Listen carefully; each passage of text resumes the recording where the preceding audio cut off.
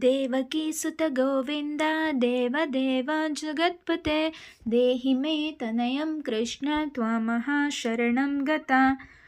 ಇವತ್ತು ತಿಂಡಿ ಏನು ಮಾಡೋಣ ಅನ್ನೋ ಟೆನ್ಷನು ಯಾವ ಅಮ್ಮಂದಿರಿಗೂ ಇಲ್ಲ.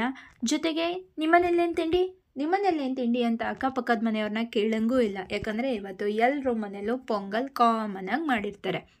ಹಾಗಾಗಿ ಕಾಮನಾಗಿ ಮಾಡೋ ಸಿಹಿ ಪೊಂಗಲ್ ಮತ್ತು ಖಾರ ಪೊಂಗಲನ್ನೇ ಸ್ವಲ್ಪ ಸ್ಪೆಷಲ್ಲಾಗಿ ಮಾಡಿ ದೇವರ ನೈವೇದ್ಯಕ್ಕೆ ಇಟ್ಟಿದ್ದಾಯಿತು.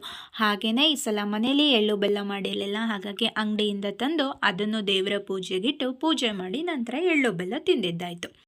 ನಾವಂತೂ ಚಿಕ್ಕವರಿರಬೇಕಾದ್ರೆ ಈ ಸಂಕ್ರಾಂತಿ ಹಬ್ಬದಲ್ಲಿ ಏನೇ ಮಿಸ್ ಆದ್ರೂ ಉದಯ ಮೂವೀಸಲ್ಲಿ ಮಧ್ಯಾಹ್ನ ಟೈಮಿಗೆ ಶ್ರೀ ಅಯ್ಯಪ್ಪ ಸ್ವಾಮಿ ಪಿಕ್ಚರ್ ಕೊಡೋದನ್ನಂತೂ ಮಿಸ್ ಮಾಡ್ತಿರ್ಲಿಲ್ಲ.